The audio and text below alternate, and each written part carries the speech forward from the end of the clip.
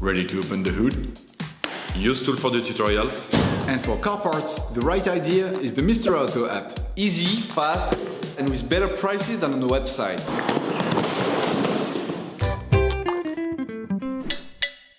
In order to achieve the different levels of your vehicle, you will have to get a can of cooling liquid, washer pump liquid, engine oil, and brake fluid. You might like to choose smaller size containers that you can easily store in the trunk of your car. You will find all the products you will need for the operation in the video description. A car is a complex combination of many different components brought together into one single system. You probably don't pay much attention since it requires little or no care. But it is important to understand that even the slightest malfunction can lead on to costly complications very quickly. Checking levels and ensuring you carry out just a few simple checks can help avoid or even prevent hugely expensive repair work. To check the levels, ensure that the engine is cold and the car is flat on the ground.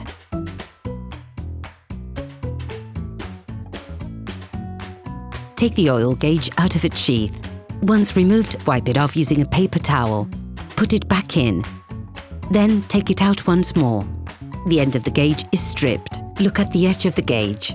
It is this part which shows the oil level in the engine. This is considered to be perfect when it is in the middle of this part. However, be careful never to go over the maximum level. You risk breaking the engine. If you notice that the level is low, open the filling cap and add a little oil. We're just talking about a few centiliters. No more. After wiping down the gauge, put it back into the sheath to check the level again. Repeat the filling process until you reach the perfect level. It is very important to check this level frequently. Coolant is just as important as oil in terms of engine function. It is vital. Open the expansion tank cap and fill it to the maximum level. Be careful never to go over the maximum level indicated. And never carry out this process when the engine is hot. The brake fluid tank also contains level indicators. When the level goes down, this leads to wear and tear on the brake rivets. Wear is compensated for by the pistons, which move further out and thus increasing the brake circuit. This allows it to include more fluid, and as a result, there's a reduction in the brake fluid level. If the level is below the maximum, correct it by adding liquid. Make the most of this opportunity to add washer pump fluid to the reservoir, which helps keep the windscreen and rear window clean. It is an important element of safety to ensure a clean and unobstructed field of vision. This operation must be done regularly in order to keep your car in good working order.